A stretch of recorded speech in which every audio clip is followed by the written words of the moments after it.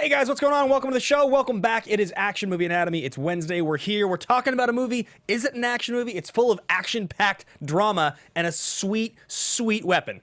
It's Action Movie Anatomy. It's Wednesday. I'm Ben Bateman. I'll see you in just 1 second for No Country for Old Men. Welcome to Popcorn Talk, featuring movie discussion, news, and interviews. Popcorn Talk. We talk movies. And now, here's Popcorn Talk's Action Movie Anatomy. Boom! Oh, this song is fitting for this film. Yeah. This is what Anton Chigurh listens to in his car. I don't even know what Tommy Lee Jones' character would do if he heard this song. He'd be disgusted. I think he would get a repulsed look on his face. What is that sound? That's bass, sir. I don't like it. I don't like it. He probably hears the song in his dreams. Llewelyn? I mean, TLJ. Yeah. What's going on, guys? Welcome back. It's Action Movie Anatomy. It's Wednesday. We're here. It's showtime. Showtime. We're streaming live on the Popcorn Talk Network, the online broadcast network dedicated to talking movies, pop culture, and doing it by the bucketful. And we're talking No Country for Old Men. Yeah. 2007, Best Picture, Coen Brothers. This is definitely a movie that we would have not done at the beginning of our show. No. It is not a true action movie. But when you go and you watch this movie, what you realize is that you are on, like, edge the whole time, just like you are in a thriller. Even though it's really just kind of a crime drama. Yeah. There's thriller aspects to it, but I think It's pretty action-y. I mean, there's a lot of shootouts and running and, you know, the chasing, people getting stuff destroyed. blowing up. Yeah. I mean, let's talk about the rules of Action Movie Anatomy. Let's you know? do it. We talk about action movies on this show. Those movies adhere to 4 basic rules. Rule number 1, the hero always plays by their own rules. I mean, I think Llewelyn Moss is the hero, and he thinks he's playing by his own rules. Right. I mean, he just like, he's like, I'm gonna just take this money and leave my family and send her off, and I'm gonna just do this thing. Yeah, and he's pretty good. He manages to like escape and be like pretty clever, and he finds the tracker. So I would say that he plays by his own rules. Rule number 2, the hero and the villain are always the smartest people or beings, whatever, in the room. Chigurh for sure. Yes, Anton Chigurh is definitely, but Llewelyn is pretty smart. Yeah. But he is always one step behind. Yeah, but he's also smart enough. So, like, he's smart enough to know, you know, he's a tracker. So he's like, where would you go? You watch your background. I'll sit. I've got my, you know, binoculars. He goes, he gets the money. He finds the tracker. Yeah, he's like, where would you go? He's like, shade. He hides it in the other hotel room. So, like, I think he is the smartest guy enough. Yeah, you know, for sure. He definitely drives the story very well. He gets the jacket, right? So I think in that sense, he's pretty smart. Rule number 3, the movie is driven by a police, military, political, or mercenary figure. He was a nom. Yeah, he was. He's a vet. He's a vet. They say that, yeah. And rule number 4, the movie contains a minimum of 1 explosion. There's a great explosion in the pharmacy. Yeah, I think... well, outside of it. So those are the 4 rules of Action Movie Anatomy. This movie actually hits them pretty well. Yeah, I'm actually surprised. Yeah, and honestly, watching it again, I was surprised at just how much action was in the movie. Like I said, man, this movie is really good in the sense of like being... It's slow on paper, but it feels very fast-paced throughout it. And if you've never seen it before, if you're not very familiar with it, you don't know what's going to happen next. And even when you do, because I've seen this movie probably 10 times. I love this movie. Yeah. I still am just like, oh man, here it comes. Yeah. You got to watch. You got to put everything down and watch it. It's got, I think one of the hallmarks of movies that win Best Picture at the Oscars, when it's a good movie like this, I mean, not every movie's like this, but you have a good shot, if you're a Best Picture winner, of having moments and scenes that just feel iconic. We talk about that a lot, like watching a movie and like, does something when you're watching it feel memorable? Like you'd watch it again, and there are things in this movie, scenes that feel super visually iconic, just exchanges of dialogue. Yeah, the way it's rated. It's so funny because last night you and I went out for our buddy's birthday. Yeah. And we were all sitting there talking, and you were like, you know, I think it's pretty clear the most... Well, I was thinking about it. I was thinking about that on the way here today that I said this to you. Because I wasn't trying to tell you that I thought there was clearly. Right. I was wondering if you thought. So if I was like, are we on the same page? Right. So my point behind what I'm bringing this up is that there's I think between like 3 or 4 of us having that conversation, we all said a different moment that really, really stuck out to us. Yeah. And I think that goes straight to your point of just like the Coen brothers and Roger Deakins do an incredible job of breaking this movie down and just making it beautiful. It's a gorgeous movie. There's a lot of qualities that keep this movie, that hold this movie together. I think it's pretty clear the reason this movie is as good as it is because of Chigurh.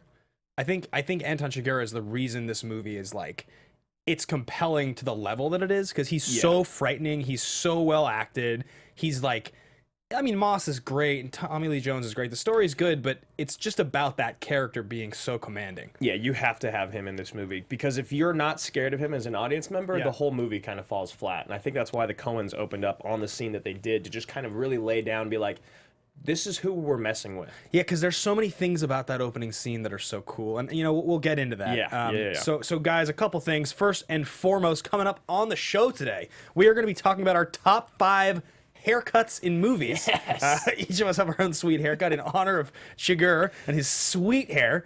We are going to be talking about all of the other things on the show we do, AMA question, thesis statement, fist pump moments, and we will be answering a number of questions. Quick shout out to some of the questions we will be answering. Questions submitted by Josh Ryan, Dominique Porcari, Matthew Rickobine. I'm sorry, I'm just rummaging through your names. And a few other things. Really quickly, if you guys want to follow along with the conversation, you can find me personally at Ben Bateman Media, Twitter, Instagram, what have you. You guys can find me in those same platforms at Andrew Ghai, and we want to let you guys know we have a Patreon. It's patreon.com/teamaction, and today we are shouting out 2 of our members, Deborah Jane Evans, a longtime fan of us, the show, Action Army, Team Action, all that, and Reese Cox. So Deborah Jane Evans, Reese Cox, we salute you in the Army. Thank you for contributing all the time. Deborah Jane Evans, big Chris Evans fan, big Cap fan. Yeah, she tweets about him. You know, we are all big Cap fans. I'm a big Cap fan. Big Cap fan myself. So let's hop into the trailer here, and I don't remember this trailer that well. It's sweet, right? I don't remember it. I didn't watch it in anticipation of the show. Okay, all right. So here we go. Marissa Serafini in the booth, everybody. What's up, Marissa? Let me ask you something. Oh, here we go. It opens on this. What's the most you ever lost in a coin toss? Look, I need to know what I stand to win. Everything. Just call it friendo. That's what makes them great. It's the weird stuff like that that makes the Coens so. They've always got that quirky humor in their movies. Always. Yeah. Llewelyn, what's in the satchel? It's full of money. He's just a guy who happened to find that money. I got a bad feeling. Compared to what? The bubonic plague. It's a mess, ain't it, Sheriff? I know him every which way. Yeah, it'll do till the mess gets here. I'm looking for Llewelyn Moss. You go up to his trailer. Yes. Do you want to leave a message? Yes. If I don't come back, you tell Mother I love her. Your mother's dead. No, I'll tell her myself. Yeah, it's a good line too. Got a loose cannon here. You think this boy Moss? Yeah, Stephen Root. Notion of the sorts that are hunting him.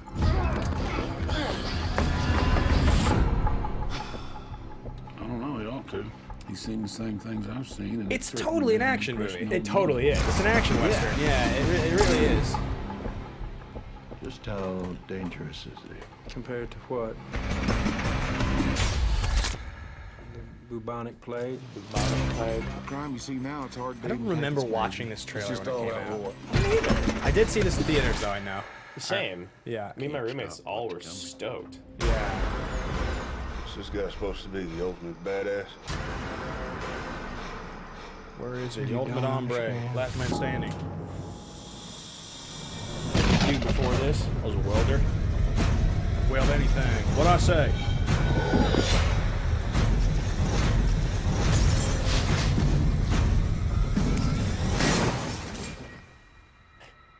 Call it. Call it. Call it. Also, the car wreck at the end is so, like, just odd. Yeah. You know, but it's great. Totally. Really great trailer. Yeah, it really, really engaging. Yeah, it's exciting. it shows a lot of the best things about it without really spoiling anything, I feel. Absolutely. So yeah, that's the trailer for No Country for Old Men. We are going to be getting into a full show today, and we usually do when we follow up the trailer, I think is what we're going to jump into right now, is our thesis statement. This is your boldest, biggest thought about the movie. If the movie comes up, this is the thought you want to share. It should be, this is the first time, the only time, the greatest this, the last this, whatever. Should never be, this is my favorite movie that Josh Brolin did in the 2000s or something. It should always be stronger and bigger, and if you were going to hold court about the movie you know the most about, this is what you'd say. So I'm going to jump in first and say that while most people remember this movie as the breakout performance for Josh Brolin, or Javier Bardem, as the kind of resurgence of Josh Brolin as an adult actor, this is low-key, in my opinion, this is low-key the comeback movie for Woody Harrelson's career. Yeah, because I remember watching this for the first time, and you see him come in, sitting down in the chair, and you're like, yeah, you're like, what are you doing here, man? You're like, oh, Woody Harrelson. You're like, oh, you haven't really been in something I've watched that was lost? Good in 5 or 6 years, and like you seem a little outmatched. Because I didn't ever think of Woody as a dramatic actor, really. I mean, he was in movies. I never gave Woody Harrelson the respect he deserved up until probably after this came out. It started here, and then if you look at what happens over the course of the next 10 years of his career, it's a little bit at a time, but he starts getting the bigger roles. He's in Rampart, and he starts getting the bigger roles, and then all of a sudden, you know, obviously it's 4 or 5 years ago that the huge explosion happens where he's now in everything. Yeah, but True he's Detective, just Planet of the Apes. Yeah, he's in just everything. He's in Solo. I mean, he's like in all the movies now. But this is where it starts. This is the high-profile movie that he gets a role in that kind of reminds people that Woody Harrelson, this guy he's got something special. And it's crazy when you watch this movie to think it's been a decade now, and it's taken for granted now that Woody Harrelson's a legit dramatic actor. Yeah, he's really good in this, and he does a really good job in this of just kind of like, he's kind of having fun, but also doing his job throughout it. But he knows he's like he's in a position he doesn't really want to be in. Yeah, I don't know. He does a really great job of portraying all the emotions. I think that his character is actually very complex, even though he's only in it for a little bit. Totally. And I think that's really impressive by him. So I like that. I think that's true because you look at what he did before this. And with Zombieland, actually, those were the other one that was really big. Was that like what after the year That's after this? this? It's I think it's like 5 years. I think it's 2012. Oh, really? I think so. It could be. Might be 2009. No, I think it's 2009. Yeah, I think it is 2009. Yeah. Okay, so my thesis, and this is like kind of an easy one, but it's also it is very bold. Other than the Coen brothers being the most unique duo of writers ever, right? Period. I think that this is their greatest performance ever. Writing the greatest and directing, Coen brothers film by far. Whether you want to take the writing aspect or the directing aspect of it, there's something just so brilliantly haunting about this movie, and even without the accolades, which because it won what 4 Oscars, and it was nominated for like 9 or something. Yeah, something like that. And the most important one, it won Best Picture. Yeah, and it's just perfect, man. Every time I go back and watch it, there's nothing that I don't like about it. If there's one thing I have to say is that the TLJ storyline doesn't feel entirely necessary, but the movie's not even half as good without it. You know what I mean? Yeah, I get that. So yeah, I'm just gonna say straight up, to me, this is the Coen brothers' greatest thing that they have ever done in their career. It's a bold statement because they've done so many movies that are at this point considered super iconic, and for all different genres. I mean, you have obviously Fargo was a huge movie, a dramatic film in kind of a similar vein to this. But you also have movies like Raising Arizona, that's like a comedy classic. You have Oh Brother, Where Art Thou, which is a fan favorite. You Lebowski, got Fargo, another crime drama thriller like this. Lebowski might be the most sort of like cult classic movie of our whole friggin' generation. It's like you know, you have so many movies they've made. True Grit was nominated for like 10 Oscars or something like that. That's good. Yeah, recently people loved Inside Llewyn Davis. So I mean, they've done so many movies, and that's not even mentioning the ones that are like the fringe movies that some people would be like, you know, Miller's Crossing is my favorite. Some people love Burn After Reading. Yeah, right. Know, like, but for me, that's just how it is. That's just how it goes for me. Chigurh is just. I know that we both wanted to say he's like the greatest villain ever on screen, but it's really tough when a year later Ledger kind of knocks it out of the ballpark. Wins the Oscar, the literal next year, which is kind of crazy that supporting was won in 2 years by basically villains and action movies. Incredible villains. Yeah, super memorable, like amazing villains. Yeah, so I think that's a totally reasonable one. I think something also very cool to talk about when you talk about how important this movie is, and we'll get to this a little later, but. You know, 2007 is regarded by a lot of film historians now as the greatest. Yeah, like 99 is a year that gets referenced a lot. 99 is one that's talked about all the time. Between everything from The Matrix to American Beauty to SPR. Or no, that's to Toy Story 2 and like Fight Club. There's 99 is like a crazy year. This 2007 is another year that gets brought up a lot because how do you feel about Michael Clayton? Well, Michael Clayton is one of my favorite movies of all time. Yep. Also nominated for Best Picture. I mean, this movie was up against Atonement, Juno, Michael Clayton, and There Will Be Blood. Right. There Will Be Blood, also a masterpiece. Absolutely. A lot of people believe that should have won Best Picture. I think Michael Clayton is one of the most criminally underrated movies of its time. And Juno is one of the most iconic cult classics that have come out in our lifetime. A lot of people believe Zodiac is the greatest Fincher movie. That's 2007. Yep. I mean, 3:10 to Yuma came out in 2007. It's like a really strong year for movies. It really is. And for this to kind of win that year and going back and looking at that list, I don't feel like I was cheated. I don't feel wronged. I don't think that something should have won over it. I don't think, as much as I love every other movie that you just listed, I just don't think that they did what this movie did. This movie creates a really special vibe. The feeling when you watch this movie is palpable. Yeah. And I think There Will Be Blood has something similar, but there's a silence to this movie and the choice to not have a traditional score, just have a little bit of sound design, but that's it. Yeah, there's this weird thing that I've had happen to me in my last maybe 8 years of being an adult, to where I love Daniel Day-Lewis. Yeah. I really do. But I almost don't care anymore. Yeah. You know what I mean? Yeah, right. Like, I really love the dude. I truly believe he's probably the greatest actor that will ever live and ever has lived. Yeah. But also at the same time, I can make an argument against that, because in so much of him just acting, it's just like watching Daniel Day-Lewis be Daniel Day-Lewis in whatever way Daniel Day-Lewis wants to be. Whereas you look at whereas you look at this movie and it's like Javier Bardem filled a role that was written in a certain way, and he brought it to life in the most iconic way he possibly could. I love D-Day, but I'm kind of over him. I refuse to watch Lincoln. I still haven't watched it either. It's like the most. What do I always say about that movie? It's the most celebrated, irrelevant Oscar movie of all time. It's nominated for like 12 Oscars or something, and like no one I know has ever seen it or wants to talk about it ever again. Nope. So anyway, that's gonna wrap up Thesis Statement. We're gonna continue moving through the show. Our next bit of the show we do is called Fist Pump Moment. Fist Pump Moment is that moment that the movie something happens, you look around, you're like, are you seeing this right now? This is so awesome! You give like a silent one of these guys. You want to talk to your buddy, you're like, oh, we got to talk about this scene. Yeah. And so it's a moment you're watching the movie and you're like, I just need to rewind it and watch it again. There's a couple in this movie that are like, whoa. And one that I thought about that I wasn't going to use, but I actually think might be my fist pump, is when he gets out of the water and he sees the dog coming towards him, and he has to clean out the gun and dry the clip. Yeah, and he's like, and you're like watching the dog swim, off. and they hold on the shot, and he's like, and just as the dog jumps, he finally gets and shoots it.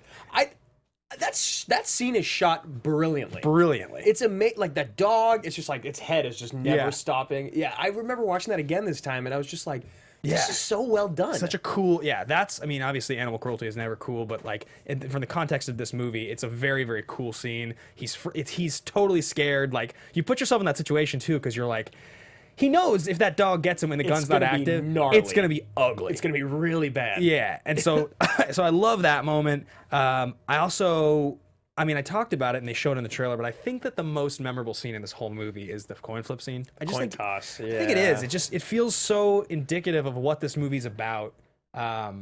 There's a random, and I think it's iconic of the movie too, and that's why the trailer opens with it. But the way the movie ends with the dreams, it makes you kind of recognize that there's a broken morality that this character of Tommy Lee Jones adheres to and follows in his life, because he's a part of this old generation where he doesn't understand the new violent world. So he expects the world to basically adhere to this morality that is totally broken in a character like Sugar, which is why he gets away at the end of the movie. And so I think the idea that somehow this old innocent man's fate could be decided by a coin toss, but that Sugar's just kind of playfully eating like beer nuts or something, and making him flip this coin, and he's like, you have everything to win and everything to lose. There's a random quality to it where it's another old man who doesn't fit in this new world, has no idea really how close he is to death, doesn't even understand the interaction, but the writing and the pacing and the back and forth is so brilliant. The writing in that scene is so incredibly uncomfortable. Yeah, I got to be closing now. What time do you close? Around now. And he's like demeaning him too after dark. When he's like, so you married into it. He's like, you don't call it that. I'm not calling it anything. I'm not calling it anything. Yeah. And his delivery is, he's just the best. Like, he's Anton Chigurh so is good. Incredible. Javier will probably never ever do anything as good as that in his career, just because it was perfect. Yeah, it was so perfect. All right, so you used a couple. I'm gonna use a couple. The opening of this movie and the filmmaking that goes into, first of all, Chigurh letting someone arrest him. That's one of the coolest things. You're like, why did he allow him to arrest him? At all? Right? Is he just bored? He gets in the car willingly, and it's such a cool choice on their part because he seems so much crazier. Yeah, and you see him just sitting there and slowly take the cuffs underneath his hands and stand up, and you see how big he is. You're like, oh my God. Yeah. What is going to happen? And so for me, his face when he's killing him is horrifying. So scary. It's like he's having an orgasm. Yeah. And then also the foot marks on the floor. The shoe marks on the floor is I think the thing that stands out the most in this movie to me. Yeah, you see it happening as it's happening, and when they pull back, the way that it's splayed out like art. Yeah. and the blood and all that. You're just like, so many things happen in that moment where you're like, oh my God, this is what kind of movie this is. That's who this guy is. That's what his story is. Who is anything? You made this incredible point last night about how they waste zero time with exposition in this movie. Ever. There's none. None. And it is so necessary. Or it's so unnecessary. You don't need it. Also, I love the other fist bump I have. Blowing up outside of the pharmacy when he just like walks in, doesn't care, blows up. Yeah, and there's also a thing that they do with his character that I think is so cool, and you know, because the Coen brothers are artistic filmmakers. They're definitely artists. I mean, you look at like a lot of the movies they choose to make, and it's everything from a rom-com like Intolerable Cruelty to kind of a screwball weird comedy like, you know, like Oh Brother, to basically an action movie like this. It's like an action western. They do all kinds of different stuff, but you know, when you think about what they achieve with the character of Chigger, it's like to establish his technical proficiency, to be able to like do surgery on himself, know the drugs to get, how to do it, how to sterilize it, how to bandage it, how to get them.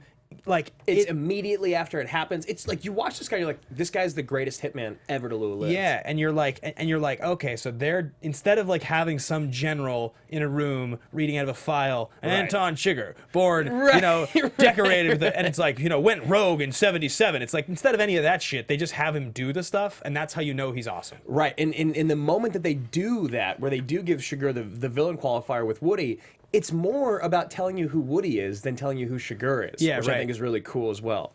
And then the other one that I have to say really quickly is the light goes out in the hotel room, you hear the footsteps, the thing, and then the knob hits him in the chest. Yeah, that's really sweet moment. So he's, and he shoots. Yeah, love it. Love it. All right. So moving on to the next segment here, we're going to go into star profiles, this is super interesting because we covered Brolin last week. Right. When he was... for Infinity War, obviously, for Thanos, and you see what he's done in the last few years. Yeah. This is where you go back to him.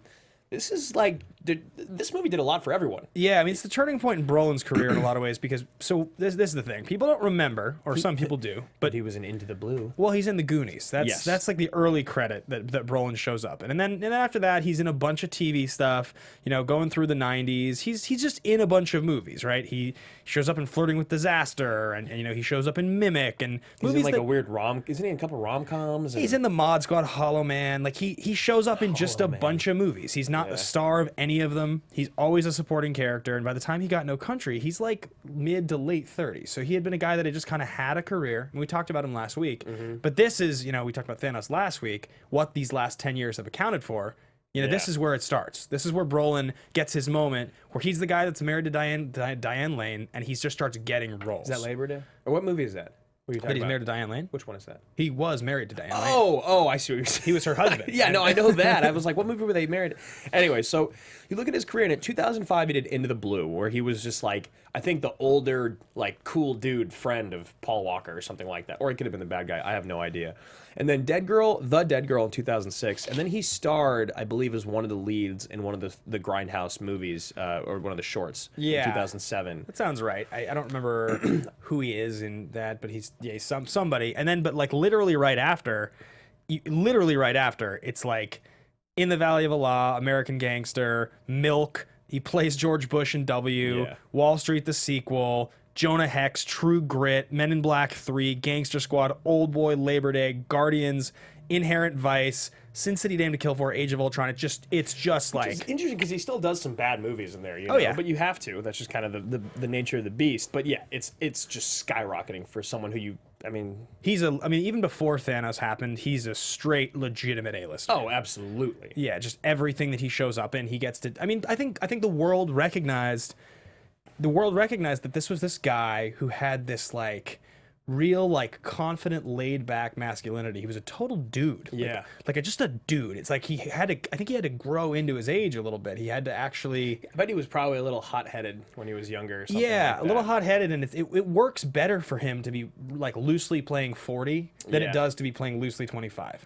He's less appealing as a young guy. He's more appealing as a guy with some stones, you know? He's gone through it a little bit. Yeah, and like, you know, for us, our buddy Matt telling us about him being on set, and he's just like the coolest dude. He's just a dude. As long as you treat him with respect, he is like one of the best people you're gonna have on set. Yeah. Now my personal stories with Brolin I've shared before. He's been a little bit cocked a few times. Yeah, I've met him, but it's because I always met him. I always met him in social situations at like bars or whatever, or was around him. Not when he was like, I didn't hang out with Brolin, right? But I was around him at bars several times. Have you remember these stories? I can't remember them very well. Oh, there's a handful. Yeah, It was always on Main Street. It was like 5-6 years ago. Yeah. It's around the same time as I met the other dude. You may recognize me as the villain in a good amount of action movies. Joaquin de Almeida. Yeah, exactly. All right, so then here we go. On the other side, you have Javier Bardem, who shows up in Collateral in 2004 really quickly as the contact. That, and he's great. He's very good. This is the one that Fox meets in the club. And then he's in The Sea Inside, which I don't know it, and then Goya's Ghosts, which I do know of. The Sea Inside is the one where he plays like a paraplegic, is like a painter or like a, I can't remember like exactly, but it was a big movie around this time where he was like, he might have gotten Oscar nominated. It definitely got nominated for Best Foreign Film. It was a big deal. I mean, his run in here is around this. It's like Eat, Pray, Love. I think is right after this. He's one of the guys in Eat, Pray, Love. Yeah. And he starts showing up in more and more things. He's a phenomenal actor. I really wonder what's going to happen with his career. Like, I was happy to see him get the role in Pirates, but it was also kind of like, it's a dead franchise. You wish that he had gotten that. You wished he had gotten an MCU role, like a sweet one. Yeah. He would be great in the MCU. Yeah, he'd be awesome. I mean, you wonder like who he would... They got to make him a villain eventually in one of those universes. Yeah. Oh, he has his role. Oh, he has his role. What? Is he in the Monster Squad thing? Monster Squad? Like the thing that Tom Cruise is in, Mummy.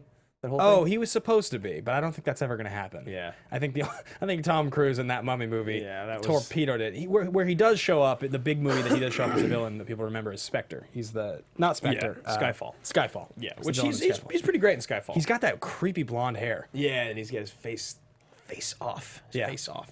All right, so I think right now would be a great time for us to talk about, since you just mentioned it, the creepy blonde hair. Yeah, our top 5 haircuts. Yes, our top 5 haircuts. So I think you and I approach these lists a little differently because obviously Javier's sweet in this movie. You know, this is one of the really interesting things. His haircut is indicative of the time period. But if you had asked me in the Schmoedown, if you had said to me beforehand, like, what is the decade that No Country for Old Men is based in? Right. And if I hadn't gone back to rewatch it and I tried to think about it, I'll bet you I would have guessed wrong. I don't like watching it again. I can tell it's the 70s now, and they even make reference to the year at one point. Right. But thinking back, would have been like, it seems like kind of like Midwest, old time. I was like 50s. I probably would have guessed 90s or something. 90s, okay. 80s or 90s, I would guess. But I mean, his haircut is the thing that's the dead giveaway, and the polyester pants. Yeah, his whole outfit in general is phenomenally super 70s. Yeah. So I'm gonna hop in. So like Ben said, we approach these lists a little bit differently. I went for top 5 haircuts, as in things that these are my qualifiers. They stood out to me. They were impactful on my lifetime, or they just make me laugh. Or they were worn by Russell Crowe in Gladiator. Which is my number 5. Russell Crowe in Gladiator rocked the Caesar haircut, which I don't know if you guys know, but after that movie came out, everyone had that fucking haircut. The Caesar? The Caesar. Every fucking dude had it. Everyone, like, you would just go in and be like, Gladiator. And they'd be like, and I tried getting it. Gladiator? Did not work out well for me. Didn't work out well for you. Did not. I was way too chubby and way too brown to rock the Caesar. It did not go well. That's pretty amazing. But God bless my mother for supporting me in that haircut. I love it.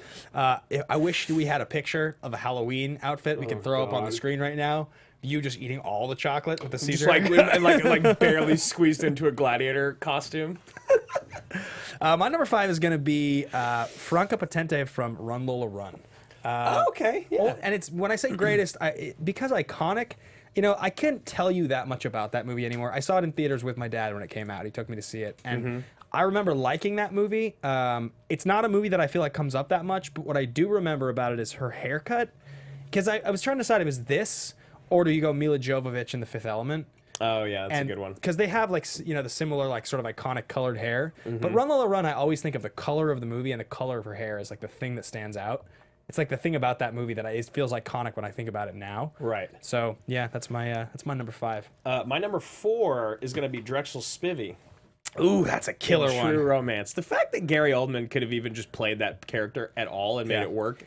And the dreads, amazing. Makes me want to just go back and just do that movie again. That was a fun episode. That was a really good movie. Yeah. That was like one of my first times ever watching it when we did it on the show. I'm going to go with my number 4 is going to be Lloyd Christmas from Dumb and Dumber. Damn it, that's one of mine too. Yeah. Lloyd Christmas. How do you not go with la la la la la? The ultimate bowl cut. They actually put a bowl on his head and cut it. It's perfect. So good. Mary. All right, you got to go again then because you just used one of mine. Okay, so I'll go Lloyd number 4. I'll go number 3, Uma Thurman in Pulp Fiction. Oh yeah, I feel like that's a sweet, so iconic. And talk about a haircut that you've seen shown up every Halloween for forever. And I actually just saw a fan of ours. I saw her post a picture of her in a new shirt. It's just like a white shirt with a black silhouette of her and like blood running down her nose and the haircut. Super awesome. All right, so I've got 2 left. Then I'm so sad that you used my Lloyd. I'm gonna go Nicolas Cage in anything, but.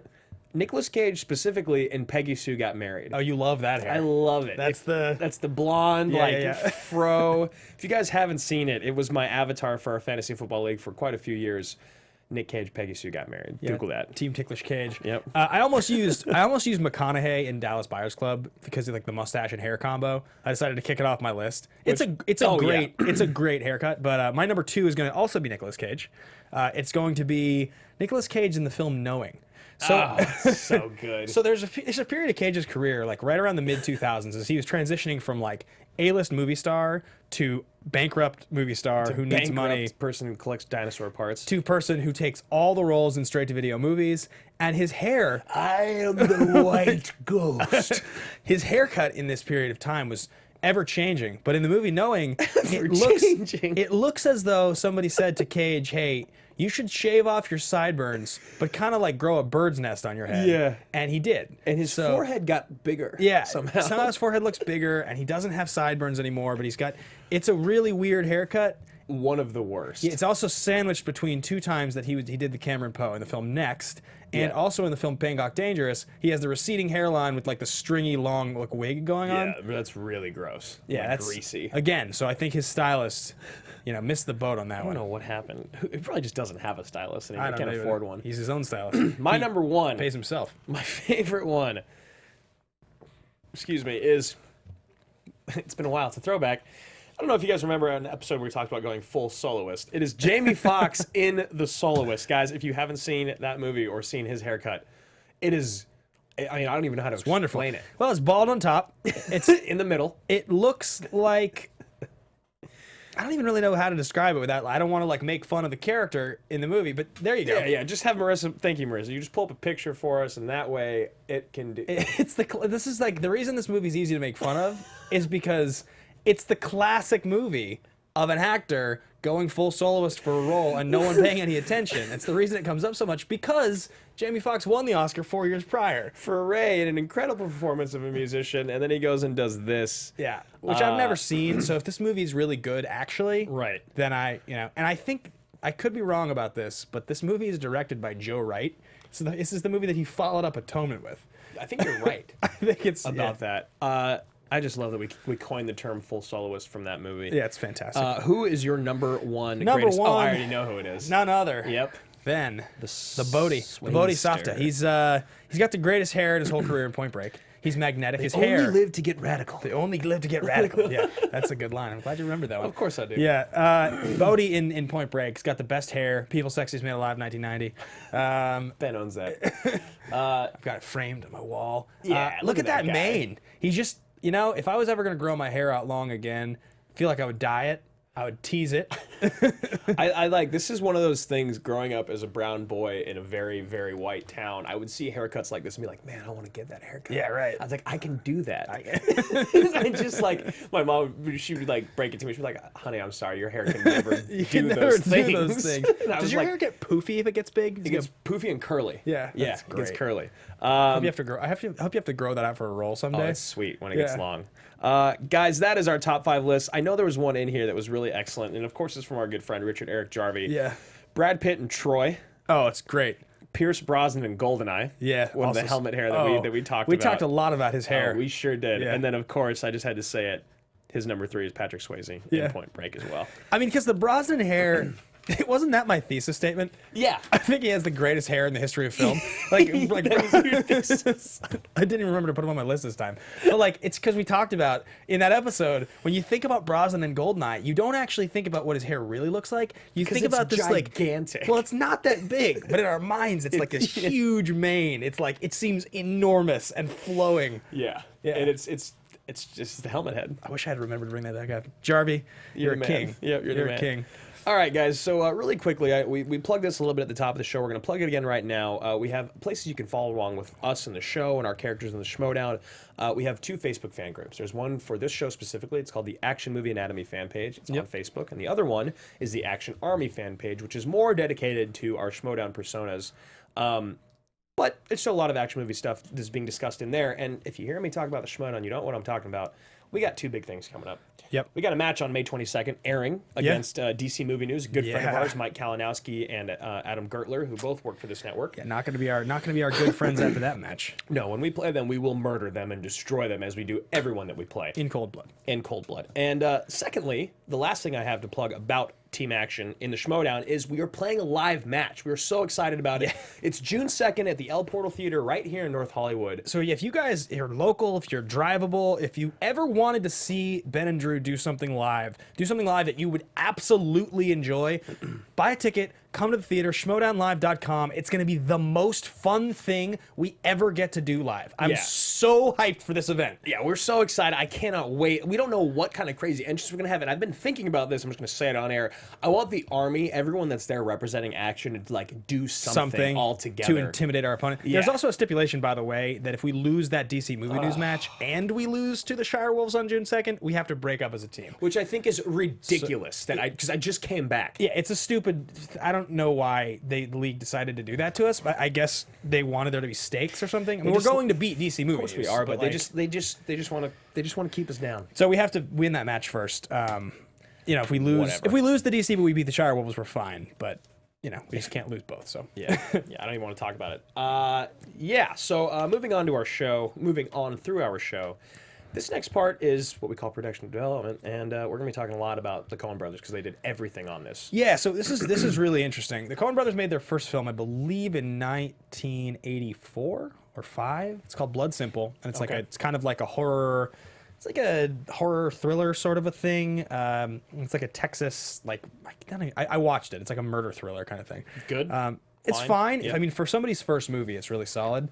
There was this really interesting book that I read once. I think I've talked about it on here before, but it was called My First Movie, and I read it in middle school when I was like, it was like 2002, I'm guessing is when I read it. It was 1, something like that. And they had it in my school library, my middle school library, and they had just gotten a copy. It was hardback, and it had like 15 to 20 pages written from the point of view of 20 filmmakers talking about their experience making their first movie. Huh. So Kevin Smith talks about Clerks. That's why I read it. What's the movie called, or the book called? I think it's called My First Movie. Okay. When I interviewed Kevin Smith a couple years ago. I brought it up. I was like, so I read this book that you wrote a chapter in, and he was like, really? And I was like, yeah, that's like how I. And so, so that's like a lot of the stuff I learned is like that's why I watched Blood Simple, because the Coen brothers have a chapter. Mm-hmm. Anthony Minghella, who directed Cold Mountain and The English Patient, he talks about Truly Madly Deeply, his first movie. There's a lot of directors in there that talk about their first. Barry Levinson talks about Diner, so I got into Barry Levinson. Really? So I became a fan of a lot of these directors. Fascinating. From reading this book when I was like 12. And so I remember reading about Blood Simple, and it made me want to go watch it. So I watched Blood Simple, and it's a good movie. But what's crazy about that is that after that, the next run of 10 movies they rip off, it's like all just hits. It's like they follow that up with, I think, Raising Arizona is their second movie, which is like one of their most famous movies. Yeah. I believe so. Miller's Crossing, and then it's like Hudsucker Proxy, Barton Fink, right? Then it's like Fargo, Big Lebowski, Oh Brother, Where Art Thou? I'm probably forgetting one. It's like 10 movies in a row that are all just movies people love. And then you get into the early 2000s, and they have a couple down years because they make The Lady Killers, Intolerable Cruelty, Man Who Wasn't There. Yeah, movies that people were not as big of a fan of. It's like they got a little more commercial. And then they made this movie, and it was like return to form. Yeah, hard. And now it's kind of like, now I'm not sure, they're doing their thing again, but that's what they do. It's a little bit like one for us, one for them, one for us, Yeah. one for them. Because they can get the biggest actors in the world now, and the movies they make now are all kind of... I mean, Burn After Reading is a great example of a movie that's like... star-studded that no one gave a shit about. Yeah, it was such a weird movie, and it wasn't bad. It was really interesting, and like you know, the pop in the closet is like a holy shit moment for sure. Yeah, it's totally fine. But then you have movies like Burn After Reading that people really like. You have Inside Llewyn Davis, another movie people really like. So they've had a pretty fascinating career, and they also write for people. Hey, there you go, my first movie, Stephen Lowenstein. That's the book right there. That's so cool. Yeah. And they also write for a lot of directors out there when they don't direct their films. You know what I mean? Like they are. It is interesting though how their writing is astronomically better on screen when they direct it. Yeah, well, it's the thing. I think if you were going to just like describe what are the hallmarks of Coen Brothers films, it's like the quirky comedy. Yep. The sort of like the pacing and the sort of like that sort of black comedy is like definitely something that you're very used to when you watch a Coen Brothers movie. There's almost always going to be a moment of violence that is like, it kind of like shocks you. Right. In almost every Coen Brothers movie, there's that in there. It feels like George Clooney has made a career trying to make movies that feel like they're Coen Brothers movies, and all he does is make bad movies that don't feel like Coen Brothers movies. Right. Like Suburbicon looks like it's trying to be a Coen Brothers movie to a T. Yeah.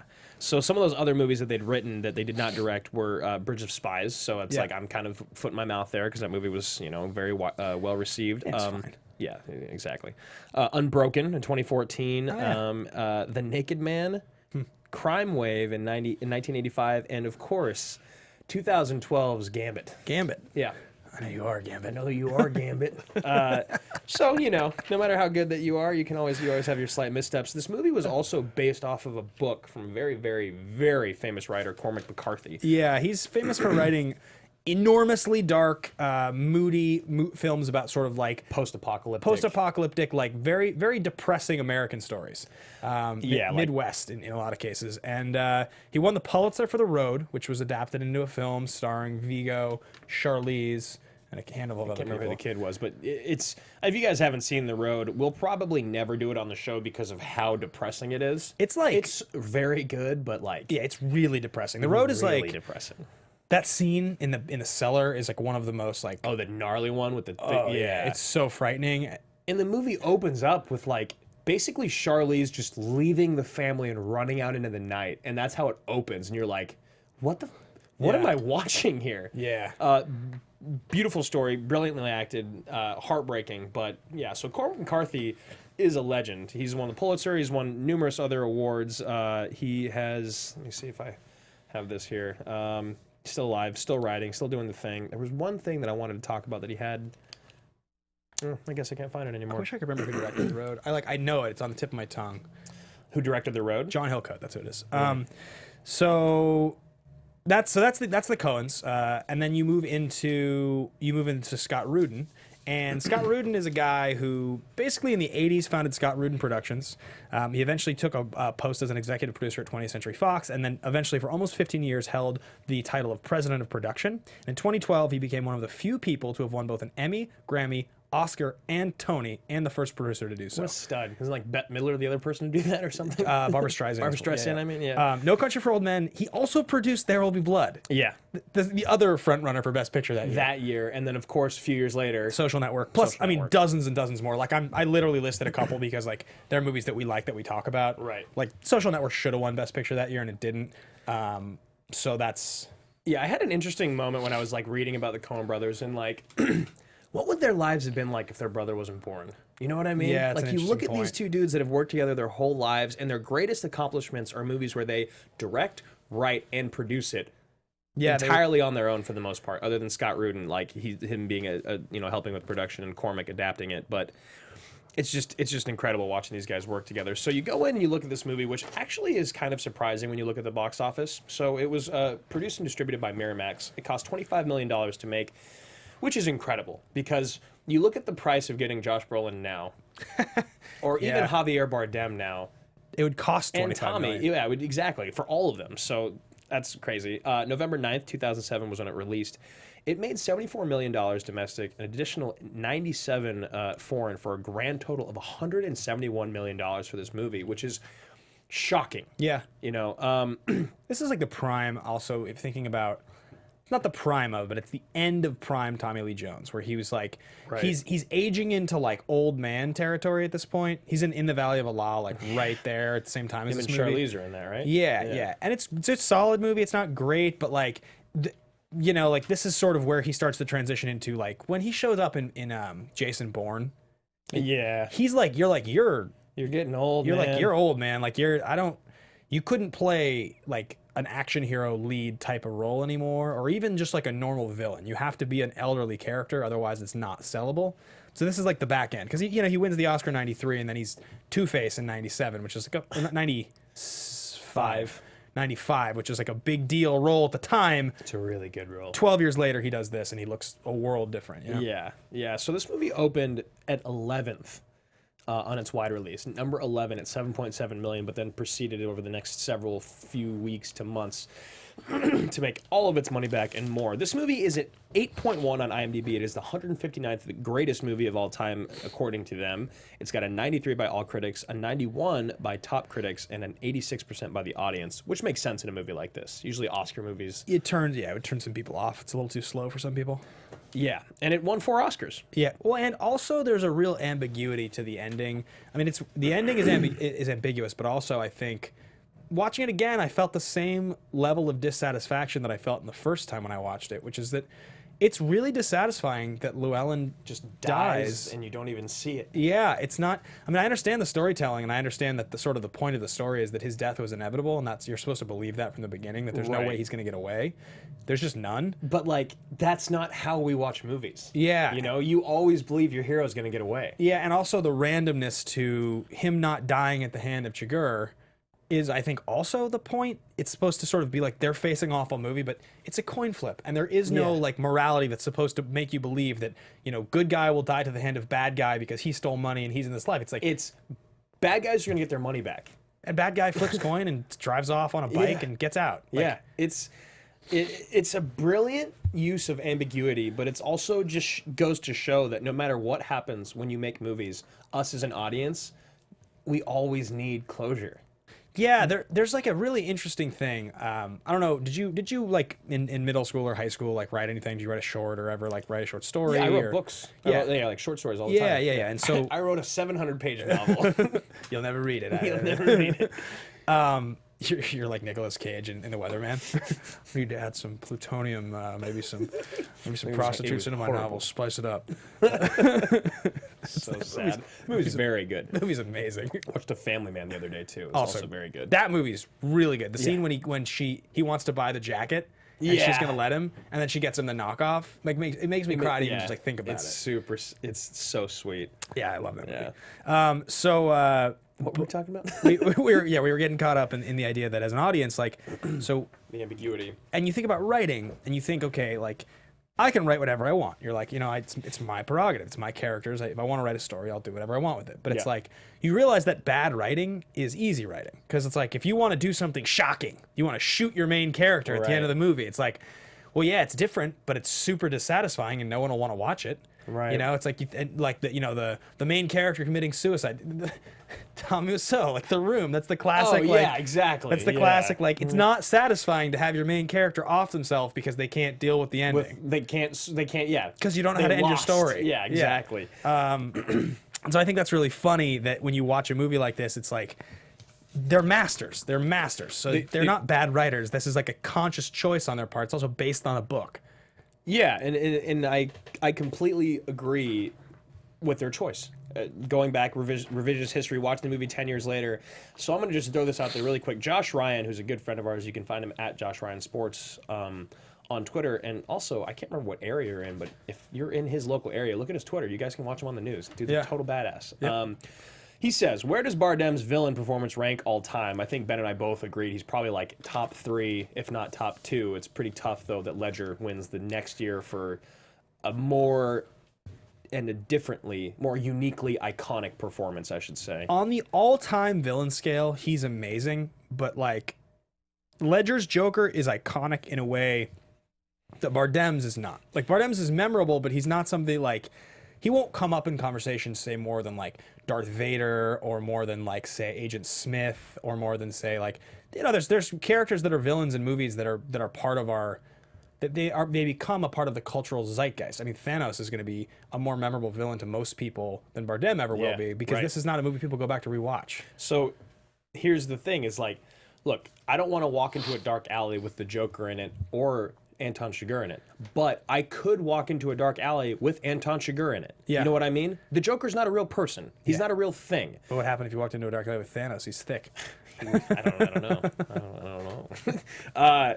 But yeah, so I think that's what's so cool about it is like this is a real person. Javier, you never watching is like being like, this is a superhuman, this is too fantastic. What's terrifying about him is that he is so real. He's like could be sitting there waiting to get a cup of coffee in front of you at a Starbucks. Right, totally. He could be telling me to flip a coin. Yeah. He could be a douchey customer at a restaurant I used to work at or worked at and is doing this coin flip thing with me, and I'd be a dick to him, and then all of a sudden I'm dead.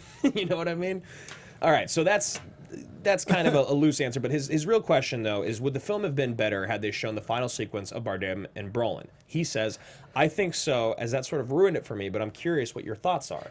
Yeah, what's weird about it is it gives the ending of the film this really abstract quality, which is also then illustrated by Tommy Lee Jones, his monologue at the end. That's right. I think one of the weird things about movies is that, when you try to make art for the sake of art, when you try to do something different or weird or abstract or not clear because you think that it's different and people will enjoy it, sometimes it works and sometimes it doesn't. Right. When it works, it's brilliant. When it doesn't work, it's confusing. I think if they had shown the final showdown between Brolin and Bardem, it's just a more obvious ending. It doesn't leave... It also means that the movie is...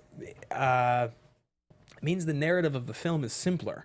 Right. And it's more like an old Western. I think one of the things that makes this movie so interesting is that it's based on principles of classic Westerns. Clear hero, clear villain, after money. Like justice being served by good guy to bad guy. I think the fact that you don't see your hero who's just kind of like...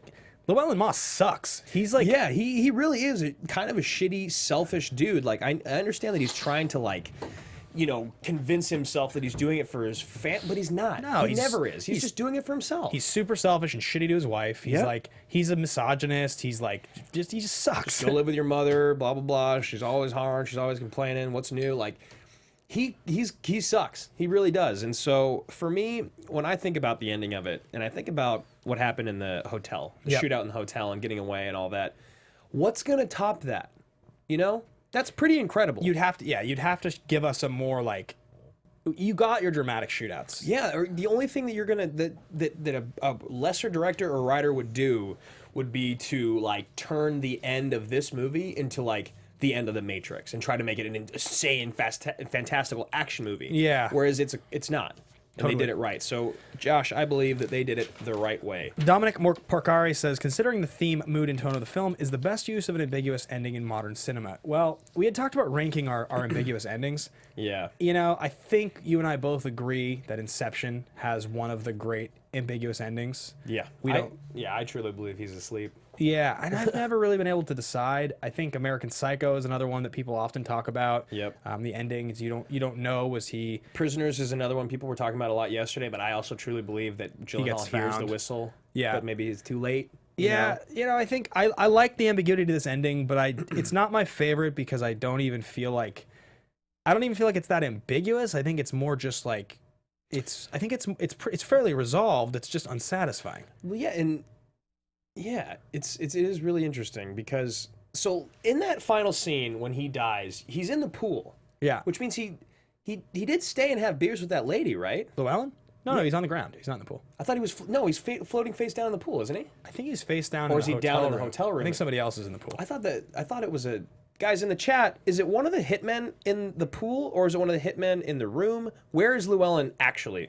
I can't remember. I thought he was in the pool. Face down in the hotel room, but either way. And then so someone else says the ambiguity to whether he kills his wife or not. He wipes his shoes when he leaves the house. Yeah. He does a thing specifically when he leaves that he killed his wife. Yeah. I believe it's the shoes that he wipes or does something, or the something socks. Like that. Yeah. Takes the socks off when he leaves. Okay, Llewellyn is in the hotel room. Yeah, it's almost. I mean, the thing about does he kill the wife or not is also like, It doesn't matter. It doesn't matter, and of course he does, because he made a promise that he would. Yeah, and right. he's the type of guy that is going to always follow through on his promises. She's like, that don't make no sense. I like when she's like, I need to sit down. Yeah. Yeah. So really quickly, before we answer the very last questions, should we do our favorite line? Yeah, absolutely. Yep. Okay. So let's get to favorite line here. So this movie has a lot of great lines. It's got a lot, and it's a Coen Brothers movie. Yeah, and I think there's funny lines, there's weird lines, but they're appealing for all different reasons. I think I really love Tommy Lee Jones' opening monologue. Yeah, I have one from there too. Yeah, I love when he's talking about the old time sheriffs. They refuse to carry guns. And I think one of the cool things here is that he mentions them by name. Characters you're never going to meet their names don't mean anything. Right. But he says their names. He's like, blah, blah, but never carried a gun. Yeah. So I was up in such and county, never carried a gun.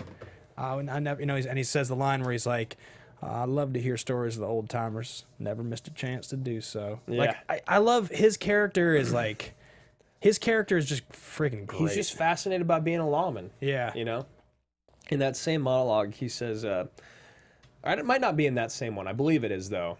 He says, I don't want to push my chips and go out and meet something that I don't understand. Yeah. And that's just like, Anton Chigurh is the definition of something that you don't understand. No one understands him. Yeah. So that's my serious one that I really like. They said my other one in the trailer. Yeah. So tell mother I love her. Your mother's Yeah. dead, Llewelyn. Well, then I'll tell her myself. myself. That was great. But the one that I actually laughed at was, I'm used to a lot of things. I work at Walmart. Yeah. She just like says it very matter of fact. Yeah. It's a very funny delivery, and it's also very Coen Brothers-esque to have that in there. Not anymore, you don't. Not anymore, you don't. I love that, and I also do love in the coin toss scene, a lot of Chigurh's lines in that scene. Like, what do I stand to win? Everything. Yeah. And he's like, this coin came all the way here. It made it all the way here. And then at the end, when he says, "Don't put it in your pocket," then it becomes just a regular coin. Yeah, that's a great line. Which it is. Yeah. Yeah. Which is it's like, it becomes just a regular coin. Yeah. Which it is. And you're like, Do you think his accent makes him more terrifying? yes. Yeah. Yeah, because it's like, because he doesn't ever speak poorly. No. He just takes his time. Yeah. You know what I mean? Totally. It's so cool. Totally nerding out over Chigurh here. All right, so the very last question we have is by Matthew Rickobane, who is one of the newer names I've seen. I haven't seen him Yeah, I don't know much. if we've ever used the Rickobane question. Really happy to have you here, and your question is fantastic. He says, as this movie has no score, my question, would this movie be better off with an added film score or without? Definitely not better off. I think the fact that it doesn't have a film score is amazing. It's one of the most unique things about it. It has sound design, which is interesting. You hear it in just a couple moments, but for the most part, this movie is quiet. And I think it's one of the best things about it. It underscores perfectly how quiet it would be in that time. It's so slow. Yes, and how closely you have to pay attention to everything. Like if you're on the run for your life. Yeah. And how disruptive the violence is. I think it's supposed to be indicative of the simplicity of the time and how like these like you see like that scene as the cartel members are running away in the car and there's bullets everywhere and death, and it's like it's so much more chaotic than a lot of the rest of the movie. Yeah. A lot of the scenes, like almost every scene with Tommy Lee Jones, he feels out of place walking in with the gun. He feels like you're right, because even earlier on, which someone just said, he's like, aren't you gonna get yours out? Yeah. He's like, I'm hiding behind you. And he says, yeah, I feel overmatched. Yeah. Yeah, there's a lot of good lines in this movie. I mean, and I love like another thing, the simplicity of him is I love when he shows up and he's like, I know that truck belongs to a fellow named Moss. Yeah. The idea that you would know just someone's car by how small, like... Yeah, and also, I do love that they use the law as the weakest point in this whole movie. The weakest character in this whole movie is the lawman. Yeah. He doesn't know what he's doing. He's in over his head, and he's figuring out everything a step too late. I think that's a really... and it's never at a jab at him. Yeah. It's just the world's too much. So... Matthew, Dominic, Josh, and everyone else that we shouted out today, thank you guys so much for all of your questions and your Patreon contributions. Yeah, we've got a Patreon video going up in the next day or two here, another fan top 5. We have some other ideas as well, but, patreon.com/teamaction. Donate $1 a month, you get extra content from us. We'll read your top 5s on the show. You can, even if you donate at a higher level, become a general in the Action Army. You can suggest films for us to actually cover on the show. Yeah. So that's that. I suggest we get into the last bit of the show, and this is a weird one because there's no question. Which of the three action movie categories does this movie fit into? Totally ridiculous, totally legitimate, ridiculously legitimate. I think it's just... Yeah, it's got to be. If this movie isn't anything other than totally legitimate, it fails. Yeah. And there's only one last thing to do, and that's called the pitch. So as you guys know, March, April, May, June, I'm out of town a lot, so I'm going to be in New York next Wednesday. I won't get to do the show live, but we will be bringing you the Count of Monte Cristo. This is one of my favorites of all time. It's one of my mother's favorites of all time. Shout out, hi mom.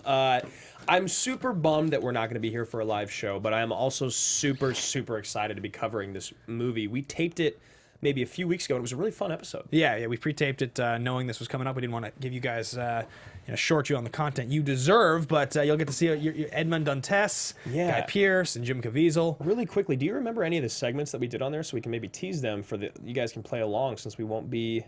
Let's see if I can pull it up real quick. I don't. I know. Yeah. I know we do so many. Let me see. Right here we got the top 3 mentors. Oh yeah. In film because Richard Harris is so awesome in this. There's some sweet ones. We highlight Caviezel's career and young Hollywood stars if necessary. Oh, and Henry Cavill does a great job as his son in this. So we may or may not have thought about talking about. I think the mentor section is sweet. I think we talk about. That's a really sweet one. Yeah, we talk about the greatest mentors in film. So some of your favorites there. Get your list ready. Yeah. All right, guys, that's gonna wrap us up for the show today. Thank you so much for listening. Thank you so much for watching. Marissa Serafini, thank you so much for running the show with us today. Thank you, gentlemen. Yeah, absolutely. And be here same time, same place next week for Count of Monte Cristo.